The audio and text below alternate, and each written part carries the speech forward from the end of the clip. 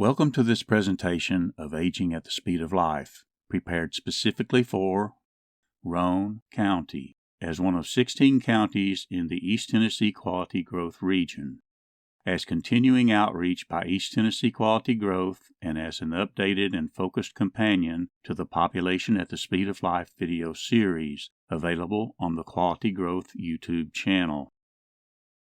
The aging of our population has been and continues to be an important transformation within our community. Understanding population growth, change, and aging is important for various undertakings, whether you are in government, a civic group, a nonprofit service organization, or a business, or just an informed citizen. Making analysis vibrant and optimally useful requires more than just presenting data, tables, and graphs. It requires understanding the life dynamics underlying population change and transformation, to glean insights from the past, to comprehend the present, and to imagine the future. Knowledge is important, but an informed imagination is more important than knowledge alone. My goal is to engage your imagination and inform it as we consider the aging transformation of our population over more than 120 years. Imagine Roane County, population, growth, and change, and the aging of our population. We can begin by tracking changes in the age distribution of the population, from the past to the present and projected into the future. The distribution shows population count by 5-year age groups, from 0 to 4 years old on the left to 85 years old and older on the right. We begin in 1950 and will progress the distribution decade by decade to 2070 to illustrate the basics of demographic change and aging transformation. The distribution of population by age in 1950 looked like a slightly irregular and flattened pyramid, rotated and laid on its side, with a large young base and a small old apex. This was a young population in 1950, with relatively few members at older ages. Remember this shape for comparisons later. Before we dig deeper, let us preview the aging transformation of the population over 120 years, decade by decade to 2070.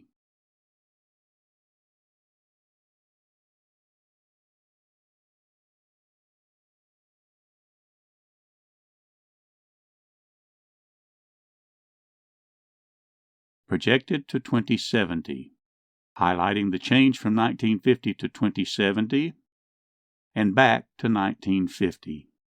We are interested in the aging of the population into older adult or senior years. Thus, we need to define by age the senior population. The definition may be based on many factors and may vary by source, but usually follows traditional span of age 65 and older, consistent with the past norm for start of Social Security and Medicare benefits, and retirement from full-time workforce. In the following analysis, reference is made to various generations as markers in relation to the aging transformation of the population. This was the trend in U.S. births along with generations by birth year. The spans of older generations are fairly well accepted for the World War II GI or greatest generation, the smaller silent generation, and the much larger baby boom. However, the spans of newer Generation X, Generation Y, also called Millennials, and Generation Z are less settled. In particular, year boundaries and spans for Millennials and the following Generation Z were still being debated at the time of producing this video. Note that the millennial generation in blue is shown as a 21-year span to the year 2000. The usefulness of the year 2000 millennial marker to define a generation has come into question, and some argue that the span for the millennial generation should be closer to 16 years, still allowing for generational coming of age during the new millennium, but bringing Generation Z about 5 years further into the graph. Some would limit the span of Generation Z to about 15 years, to 2010, making the sequence of Generation X, Millennials, and Generation Z approximately the same spans. This adjustment is used in the analysis and narrative to follow, along with the partial emergence of a new generation of children that some are calling Alpha, born starting 2011 and still being born during production of this video. And for further context, a precedent lost generation born mainly prior to the turn of the century and whose members came of age during World War I. Approximate generation age groups were used to fit graphics of population characteristics by age for 5-year cohorts in the graphs to follow. Thus, graphic portrayal will be off by a year or two for the actual beginning and ending birth years of most generations. To track the transformation and aging of the population, we will use the baby boom as our main marker. Here, showing the leading edge born by 1950. As context, we will also identify the silent generation by S, the World War II GI generation by G, and the World War I lost generation by L. The GI generation and the silent generation were the parents of the emerging baby boom. In successive graphs, we will add generations X, Y, and Z as they emerge, and the new generation Alpha that is still being born during production of this video. We will age the graphs in 10-year jumps, consistent with the decennial census base of our historical data, available to 2010 at time of production of this video. From 1950, the graph ages 10 years to 1960, with the baby boom showing emergence of 15 years of its ultimate span of about 20.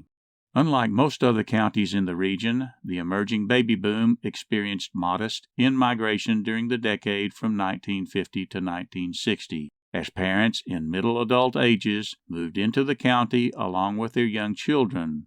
This was probably due to unique local, industrial, and business growth.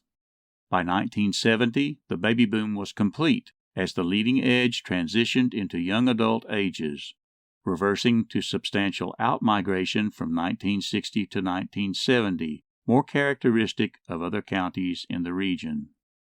1980 saw a jump in the baby boom, reflecting strong in-migration of both young adults and parents with children from 1970 to 1980. The overall population decreased from 1980 to 1990, along with baby boom outmigration. The next decade, from 1990 to 2000, showed modest increase due to in-migration, followed by modest in-migration increase the next decade, from 2000 to 2010. The baby boom was then a mature population on the verge of entering senior years. Focus now on the senior years in 2010. The senior population showed increase from 1950 to 2010, due partly to more recent in-migration, but also due to aging of the 3 generations preceding the baby boom. The county was a moderate retirement destination, especially for the silent generation, and this boosted the senior population. The population was transforming to an older distribution even before the baby boom aged into senior years. Note that continued age-specific, mixed positive and negative, minimal to moderate migration forms part of the assumptions for population projections to follow. Projecting the distribution to 2020, consistent with data for previous videos in the Population at the Speed of Life series, shows the first part of the baby boom entering senior years, quickening the aging transformation. This population distribution was based on an older set of projections published in 2019 by the University of Tennessee Center for Business and Economic Research, or CBER. We can now update to newer projections published in February of 2022 by CBER. New data allow an estimation of the 2020 population distribution using recently released 2020 Census total population count and other age-related demographic estimates. The changes in the age distributions between the old and new projections were minor and did not materially affect the analysis between this presentation and previous video presentations in the Population at the Speed of Life series. We can now switch from 10-year jumps to 5-year jumps as we age the graphs across the screen, gaining finer detail in the process. Note the general shape of the distribution up to senior years for comparisons later. Pay close attention to the age group 85 years old and older, which demographers have labeled the oldest old. This will be an additional focus of aging transformation in our future population. Putting the graph in motion again, we see the aging of the baby boom to 2025, and fully aging into senior years by 2030. The increase in the oldest old population is projected to keep pace with the increase in the remainder of the senior population. As the silent generation ages further into old age, the baby boom is now on the verge of making a substantial transformation of the oldest old population over the projected next 20 years.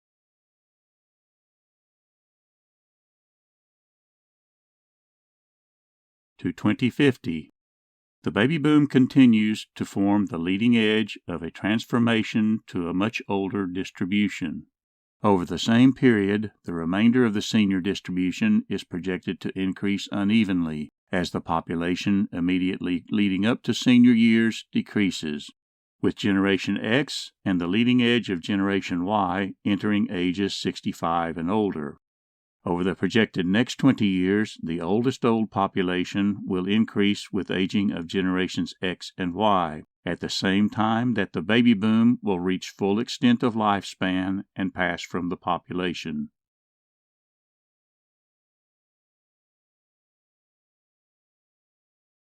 To 2070. The passing of most of the previously large baby boom, along with aging of Generation X and leading edge of Generation Y, will result in a slowing of increase in the oldest old population compared to the previous 20 years, while maintaining the overall oldest old transformation started 40 years earlier.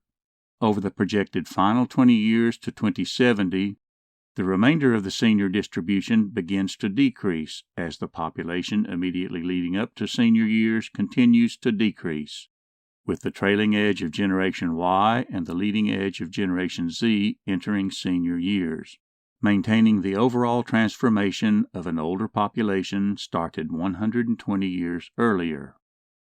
The decrease in population leading to senior years becomes evident if we compare the previously noted general shape of the population distribution up to senior years in 2020 to the general shape of the distribution in 2070. The county is projected to lose many of its fertile young population, along with their children and potential children, and this will ripple up the age scale over time to dampen the increase in the senior population. Comparing the projected 2070 age distribution to the 1950 distribution, we can see the transformation of an aging population over 120 years. The beginning or leading edge of the baby boom around 1950 was not the beginning of a future tsunami. The baby boom was and is and will be the leading edge of a generations-long transformation of the population, like a sea rise that will persist into the next century. To further illustrate the aging transformation and its long-term persistence, we can focus on the senior population count from 1950 to present and projected to 2070. The senior population increased continuously from 1950 to 2010. From 2010 to 2030, the aging of the baby boom results in a noticeable rush of senior population increase, which will moderate and level out after 2030. To gain more comparable summary numbers, we can calculate the percentage of seniors to total population.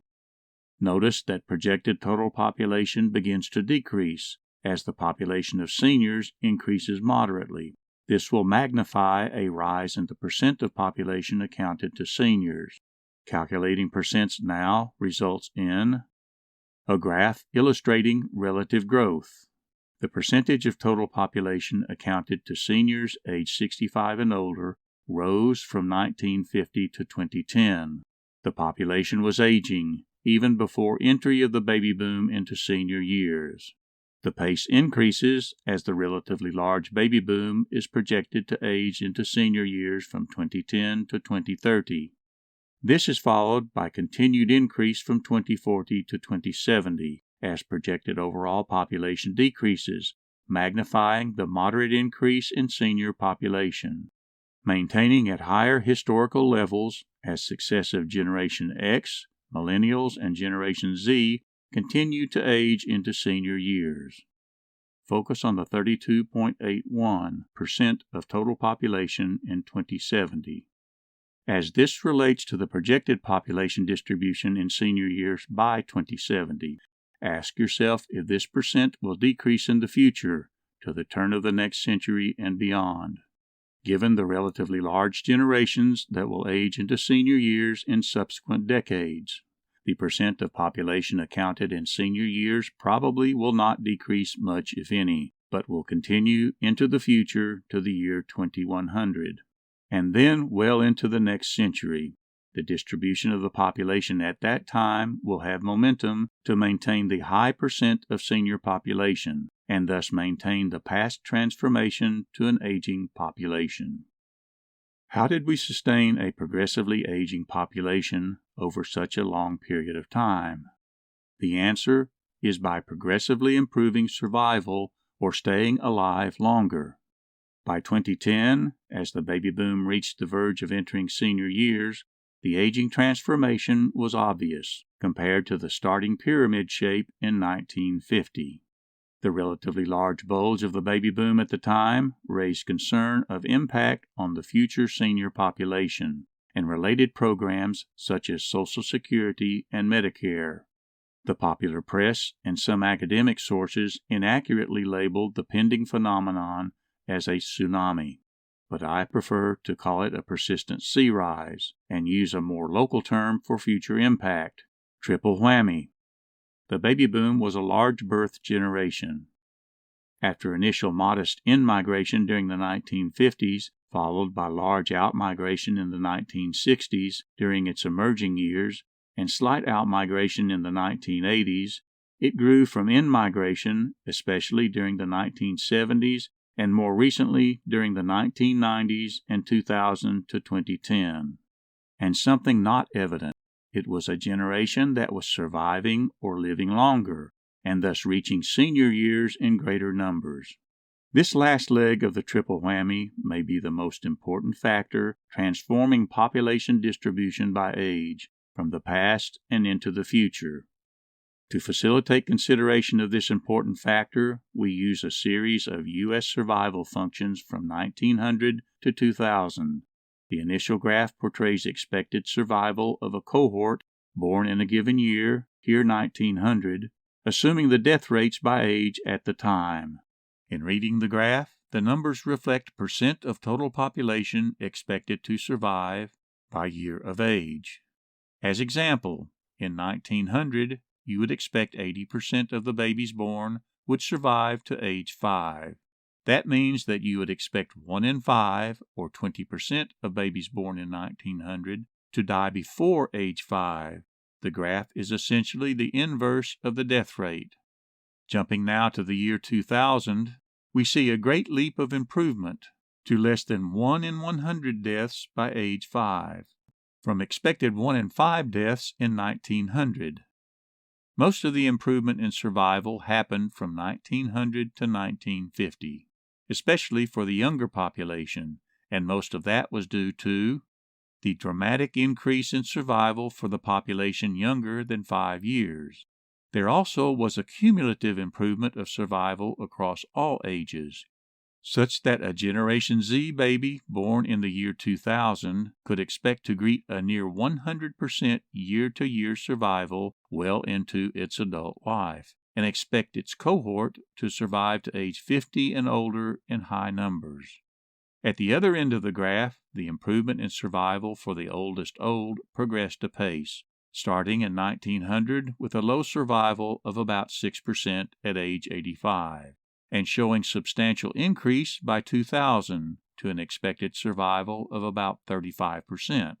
This was part of the larger improvement in survival for seniors 65 and older, with expected survival to age 75 increasing threefold, reaching approximately the average life expectancy in 2000. Life expectancy showed a long-term improvement and increased by more than 30 years from 1900 to 2009, to shy of 80 years old, as the baby boom was on the verge of entering senior years. Ancient text describes the situation fairly, with range of expected life from 70 to 80 years, with certain challenges in the interim. Remember labor and sorrow for future reference, from words written about 3,000 years ago. However, other ancient text provides a different perspective, beginning with a statement that fairly reflects the present situation of low infant mortality and longer life into older age for most adults, but raises the bar for ideal life expectancy to 100 or more. Assuming successful breakthroughs in medicine and aging research and improved well-being in the future, we may be on the cusp of that ideal. And some speculate that many in the youngest generations present and being born today may routinely live to 100 or even 120 years old. Not only would this maintain the transformation of our aging population, but also may intensify it in the future. Let us now tie things together and exercise our imagination. Imagine generations connected, with each older generation improving well-being and survival, and improved well-being and survival progressively greeting each new generation. We start with the survival curve for 1900 and overlay generations of interest at the time. The unnamed 3 predecessor generations span ages in which they would have impact on health and well-being of the contemporary and future population. The named lost generation was too young to have much impact at the time, but would come of age during World War I to take their literary moniker and impact in the next century. Let us now fast forward 50 years to find the predecessor generations aging out of high-impact years by 1950, with the lost generation in their prime, along with the GI or World War II's greatest generation, and the early years of the silent generation that would come of age at the end of World War II and shortly after. Over 50 years, these generations, from predecessor 1 to silent 6, were instrumental in the big jump in survival to 1950, which greeted the baby boom. The accomplishments of at least 6 previous generations boosted the health, well-being, and survival chances of the large new generation being born around 1950. In recognition of improved health and longevity, let us expand the high-impact years to age 85, and again fast forward another 50 years.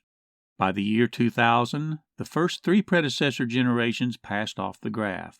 The lost generation and the leading edge of the GI generation aged through and out of high-impact years. The silent generation, the baby boom, and Generation X aged into their prime high-impact years.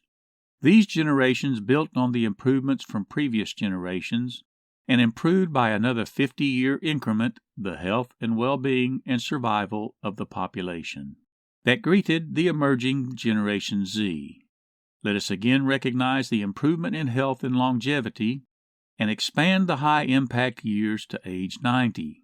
And let's project to get more recent, to 2020. In recognition of recent activism that focuses on the awareness of youth for their own well-being and probable improvements in survival and longevity at older ages, we can expand the years of impact to encompass ages 15 to 95 and include much of Generation Z, Millennials or Generation Y, Generation X, the baby boom, and the silent generation, all of whom stand to improved well-being of the contemporary population and the well-being of generations to come. We can get a sense of the generational relationship by overlaying the first generations present 120 years prior in 1900. In relation to the baby boom, the links between health and well-being and improvement to survival spanned at least 7 generations. This may challenge our thinking to consider a much expanded time horizon for contemplating our important work at hand. We are the first generation of more generations. Just as our predecessor generations improved our well-being, So, we have the potential to improve the well-being of our 7-generation span. Our goals need not be limited to ourselves, our children, and grandchildren. Our goals may rightly consider even our great-great-great-great-grandchildren. What we do today, what we build today, can outlive us by many generations. The potential to impact health and well-being of contemporary and future generations should include the continuing active involvement of seniors age 65 and older who may experience longer and healthier lives, including the oldest old, for as long as they are able. Retirement and growing old need not lead to a cessation of involvement in a productive personal, family, and community life. Seniors can continue to apply their skills, accumulated knowledge, and life experience to the improvement of well-being and survival for themselves, their family, contemporary generations, and future generations yet unborn. We can continue to imagine the possibilities of generations connected, with each older generation improving well-being and survival, and improved well-being and survival progressively greeting each new generation, even to 7 generations hence. On a more personal note, the baby child, more likely the grandchild, and more likely still the great-grandchild you hold today, may live upwards to 120 years, to hold your great-great-great-great-grandchildren, your 7-generation future. Health plays a central role in our consideration of aging. Health is important in sustaining survival and lifespan, and is thus important in the life dynamic of population growth and aging. The profession of public health often refers to an aspirational definition that dates back more than 70 years. Health is a state of complete physical, mental, and social well-being, and not merely the absence of disease or infirmity. Well-being is an inclusive term encompassing the many factors that lead to survival and longer life.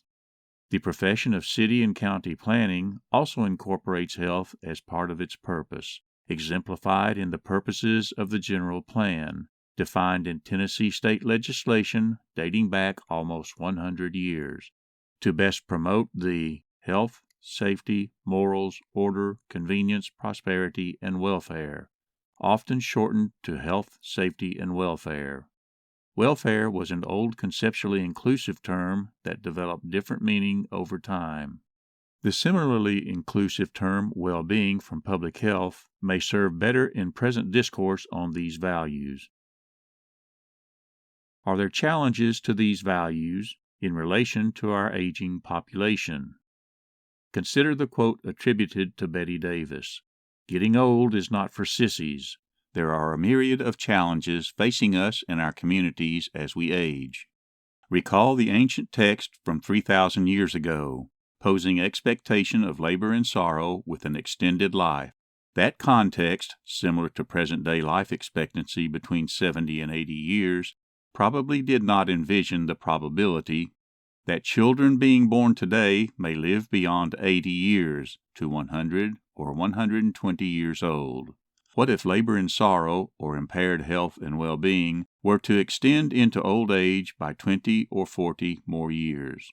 Who would take the deal of extended suffering into a longer life? Our hope is that there may be many advancements in medical science on the horizon that can compress labor and sorrow into older ages, thus extending the span of a long and healthy life. But still, as we age, physical changes may intensify and accumulate to a point that our health and even our life expectancy may become challenged. This may be especially true for Tennessee. Tennessee and many other southern states fall below the national average for life expectancy. Tennessee ranks down 45 out of 50 states. Reduced life expectancy is related to incidence of obesity and inactivity. Obesity and inactivity are linked to higher incidence of serious diseases, often associated with a cluster of conditions termed metabolic syndrome, that can lead to earlier deaths and thus lower life expectancy. The incidence of obesity in Tennessee showed a dramatic shift over the years, being less than 10% of the population in 1985, jumping to greater than 30% by 2010. Some call this an epidemic that is adversely affecting the health of a large portion of the population. The epidemic goes hand in hand with inactivity of the population, with Tennessee again showing adverse ranking along with other southern states. The risk of metabolic syndrome, the cluster of physical changes and diseases related to obesity and inactivity, increases with age and is particularly prevalent in the senior population. So, what is the prescription for better health and well-being and longer life? Dr. Bob Overholt of the East Tennessee Public Television Health and Medicine show bearing his name recommends exercising, eating properly, getting a good night's sleep, and including laughter in your life. Exercise or being physically active is especially important.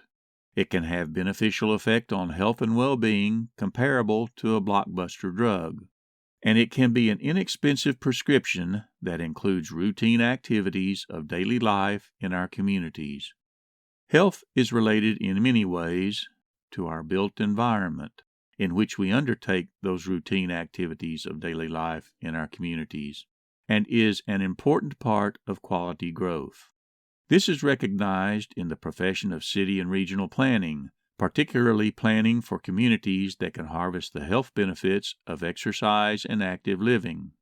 The profession of public health also recognizes the importance of the built environment in sustaining well-being, and there is a growing literature on how we can build our communities to enhance health. The Tennessee Department of Health recently launched a Built Environment and Health program, which recognizes that how we build our communities is tied to primary prevention of disease and infirmity. In the broader umbrella of design professions that include architecture, engineering, and city planning, the principles of universal design provide useful guidance that our built environment should be designed to be usable by all people.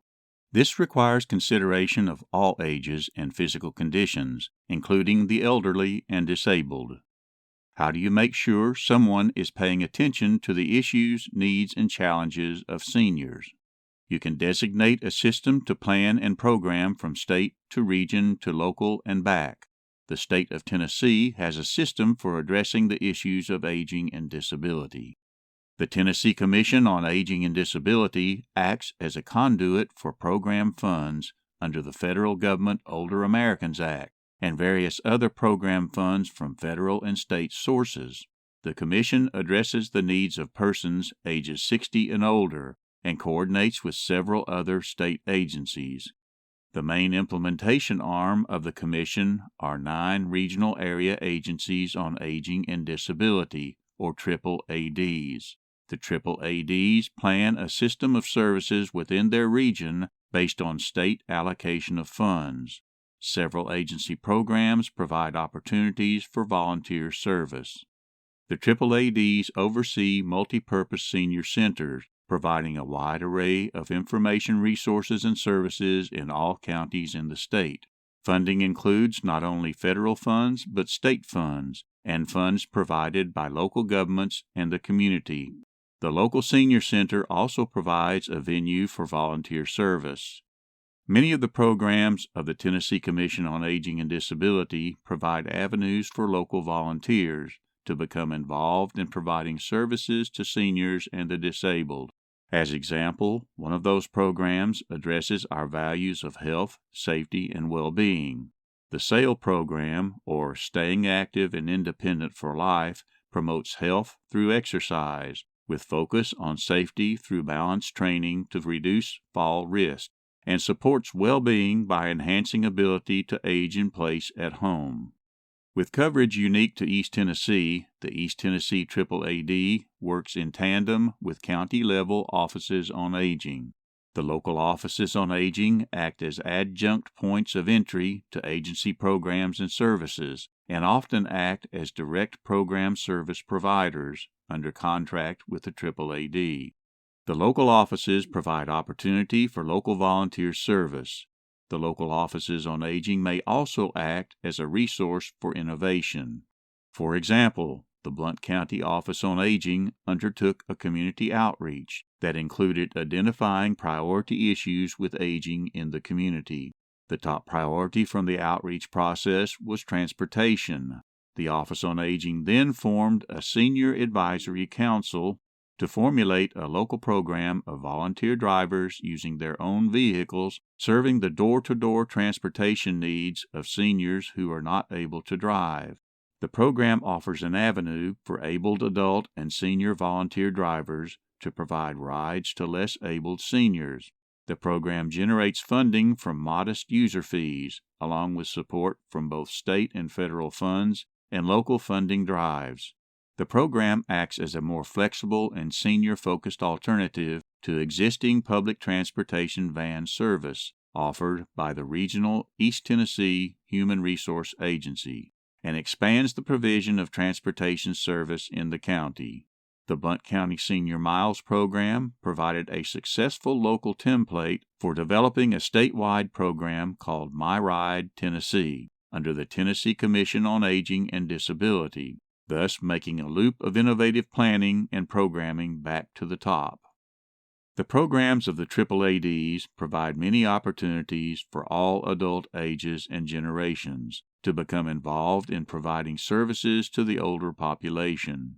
Such volunteers put a reverse spin on our 7-generation ideal of each older generation improving well-being and survival, and improved well-being and survival progressively greeting each new generation, but may be seen as growing and maintaining a system that can accommodate present and future seniors as the volunteers themselves age, paying it forward. On a broader policy canvas, the proportional changes over time between children, seniors, and the workforce pose a different type of challenge. Consider the pyramid shape of the 1900 U.S. population distribution. The distribution showed a large population of children and youth less than 20 years old, and a small population of seniors aged 65 and older. The proportion of children and youth to working age population ages 20 to 64 years was relatively large, and the proportion of seniors to working age population was relatively small. This relationship persisted to about mid-century. Fast forward to 2010. The working age population grew, but so did the populations of children and seniors. The shifting of dependency ratios, or proportion of children and old age seniors to working age population, is of particular interest in considering the policy impacts of our aging population. We focus on the historical trend from 1950 to 2010 and projected to about 2080, consistent with other analysis in this presentation. We see a peak of total dependency ratio at about 1965, or about the cumulative end of the baby boom. The shifts in child dependency ratio dominated the shifts in total dependency ratio around that time. Old age dependency ratio played a minor role in defining the peak.